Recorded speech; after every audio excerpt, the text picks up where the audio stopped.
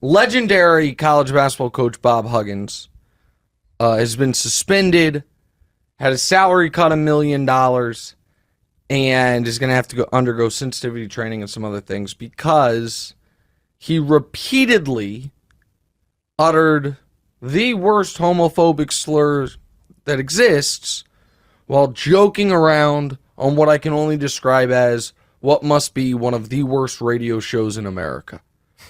And I was debating how I wanted to discuss this because I think it is actually, there is a larger discussion to be had.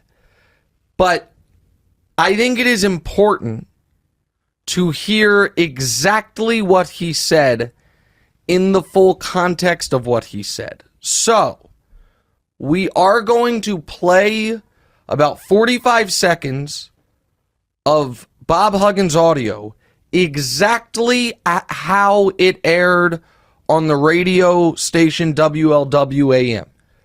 So there is not going to be any beeps here. So this is my full disclaimer that you're going to hear some really awful language, and we'll play it here in the next 30 seconds. So if you want to hear the discussion but don't want to hear the language, just come back to us in 90 seconds.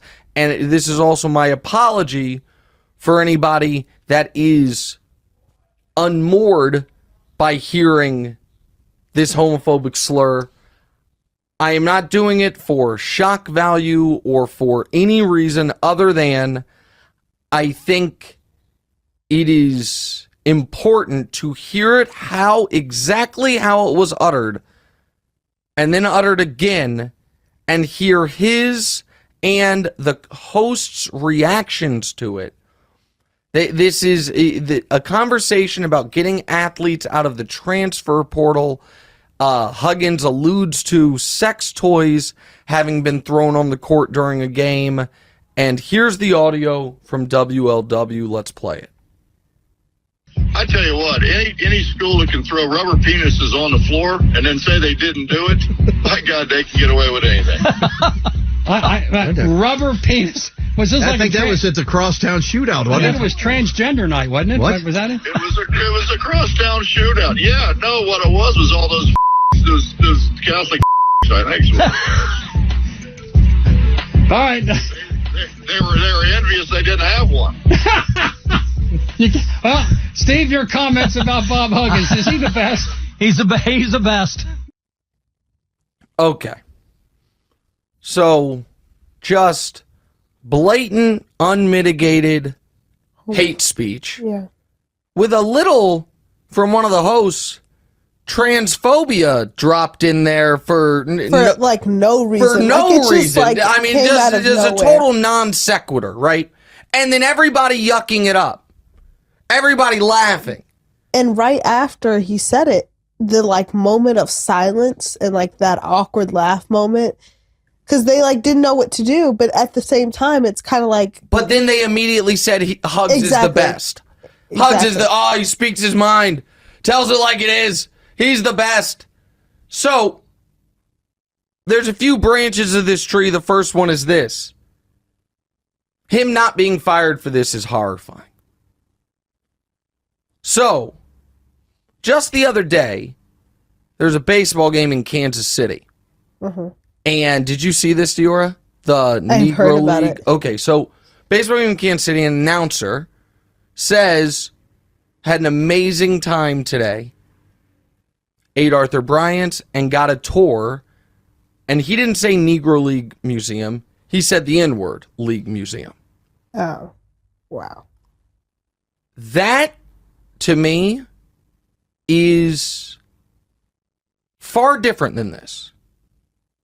Because the reason I bring that up is, I am not saying there are certain things that no matter the context, no matter anything, if you say it, you're axed, you're done.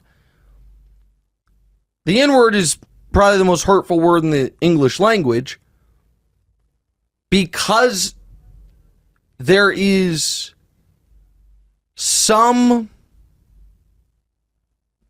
what's the word? I don't want to say plausible deniability, but it is not as 100% cut and dry. This was intentional to hurt people. Yeah. That I am not, I didn't even put it on the show. I'm not saying that guy should be fired. Bob Kendrick, my very good friend, Bob Kendrick, who runs the Negro League Museum in Kansas City, who gave that man a tour, came out with a statement saying, I heard it. It's incredibly unfortunate. But I come from a place of forgiveness and grace, and I think we should, give that there. I would want more information on something like that. Talk to the guy's colleagues. Does he use racist language a lot? Is there a reason to believe that maybe it was truly just a slip of the tongue? Those things. This is not that. And this isn't, and this There's is no way where that he can deny anything. Well, no, and this is where, to me, the conversation's interesting. Because if he had been fired, that is not cancel culture. That is accountability. That is there being repercussions for your actions and your choices. And we have gotten to a dangerous place where I feel like in certain quarters, there is the feeling that we are the pendulum. I think some people feel like the pendulum swung too far in the PC direction. That everyone's worried about pronouns and you're not supposed to say, like, I'm going to use the generic examples people use. You're not supposed to say homeless. You're supposed to say temporarily unhoused and these things. That people feel like it swung too far that way. The language police. And now I think people feel like not only is it swinging back to an equilibrium, but it's going to swing further to where I can... Too many things are reverting to the way that they were years ago. And I would say worse. I would say in many ways reverting worse to where it is a far more meaner spirited. There in the pre-PC culture, if you will, there was a lot of things that were said flippantly that now would be viewed as very offensive. But it was not always said with intent to hurt or dehumanize. I just real quick here on the I want to finish this point, then we can have the discussion. Bob Huggins there twice. No, this is not, oh my God, Bob Huggins caught on audio was having a private conversation. Someone was recording it. He didn't know it. He's on the radio representing a public university where his job is to help shape and mold young people. And he twice says the F word, the homophobic slur F word, in the way it is intended to be used, if you will, which is to try to emasculate or demean gay men. He's talking about people throwing sex toys on the court and then calls them Catholic bleeps. And the fact that West Virginia believes they can get away with not firing him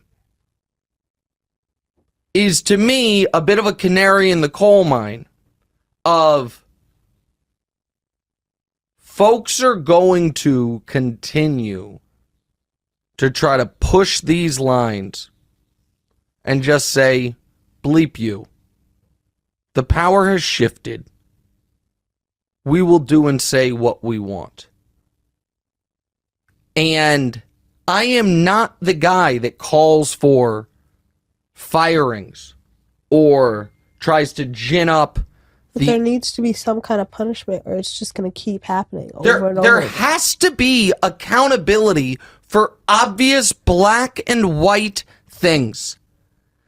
And and I'm not going to go through the strawman of what about free speech, because anyone with half a brain knows The free difference between speech free is speech and hate speech. Well, here's the thing. Well, I Not know necessarily. that there technically isn't, But free speech simply means that Bob Huggins can't be arrested for what he says. Yeah. All that free speech means is the government cannot penalize or imprison you for what you say as long as it is not inciting violence. That is free speech. Free speech is not freedom of consequences for anything you say.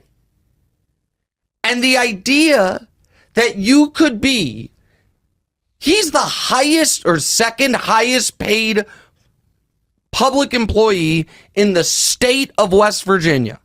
The only person who makes more is the head football coach. The idea that you could be the public-facing face of any major company in America, say that, and not lose your gig for it, is unnerving to me. And listen, I am on live television 10 hours a week. I do this live. Trust me, I am always anxious about the fact that it takes one bad moment to potentially wreck everything I've worked for my entire life. But this wasn't a bad moment. This was an intentional punchline of a joke said twice. This wasn't a whoopsies. right. It wasn't a mistake. He said it with his chest. It was to elicit the exact response he got. Giggles from those clowns. And if people think I'm being too hard on the radio hosts, I did live radio for a decade. I absolutely had people that had come on the show, be it callers or guests, multiple times, that said wildly out of line things. It is your job in that moment. You're like, hey, that's not okay. 100%. It is your job in that moment to stand on what's right. No pun intended. And it's not always easy. And it's not always fun. And there are certain times where you can, it's, what they said was kind of inappropriate, but not something you wouldn't have said, but it's not a big enough deal that you're going to, stop down the interview. This was as bad as it gets. Go ahead. And also, when I was looking at the video, I was looking at the comments and people were like, imagine losing $1 million for saying a word. But it's also things like that. It's like saying the word and then just, because you said he's the highest paid, correct? Mm-hmm. So losing $1 million to him, is he still the highest paid? Well, second highest paid, yes, for public employees in the state of West Virginia. And I'm sure this isn't going to make him just stop doing it. That's the thing. Well, listen, people roll their eyes at sensitivity training. If you actually do sensitivity training, believe it or not, can really work. I think most people that throw around that slur, the F word slur, the moment they go to a seminar or something and hear the firsthand accounts from multiple gay men about how this was what I heard being yelled at me when I was in junior high school and high school, getting beat up. This was what was said while people were attacking me because of who I am, which is talk to any gay man above the age of 30 and ask them if that word has been hurled at them in the midst of physical violence, my guess is 8 out of 10 are going to tell you yes. If you have any type of conscience, hearing that can change your behavior. But that does not mean there should not be true repercussions for that behavior. And when people are like, oh, losing $1 million for a word, guys, words are, for the vast majority of us, the most powerful thing we have. Most of us do not fight, do not shoot, do not stab. The most powerful vehicle we have to cause joy or pain in another human being, for the vast majority of us, is our words. The messages we send. And the idea that, oh, you shouldn't lose your job, then what the should you lose your job for? And if you're West Virginia, and this is the tricky part,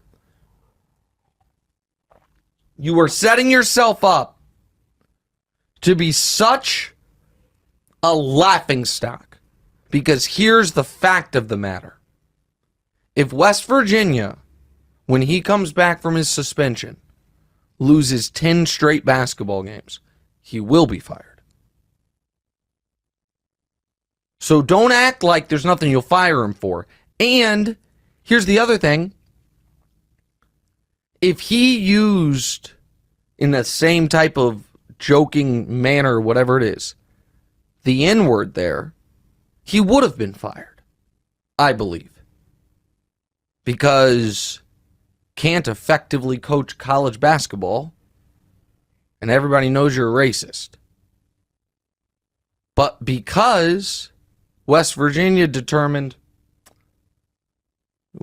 do we think we have any gay guys on the team?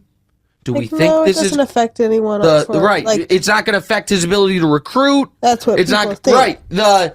And so it is because he singled out a marginalized group that West Virginia decided was not important enough to what he does to have a real significant impact. And by the way, I'll say this, I'm 38 years old, okay? I graduated high school in 2003. I was in college 03 to 07. Absolutely, I have on my record throwing around gay and even that word while joking with my high school buddies, and probably, if I'm being honest, my college buddies. And I can say it's a different time. Wasn't that different of a time? 20 years ago. Not something I'm proud of, but I became more aware of the impact of it, grew up, matured, and not anywhere in my vernacular. Bob Huggins is a 60-something-year-old grown-ass man doing this publicly for laughs. It's shameful behavior. Hey, thanks for watching. Hit the subscribe button to get more from the show, and make sure to click the bell to get notified every time new content drops. Check out full episodes of What's Right wherever you get your podcasts, or just click the link in the description below.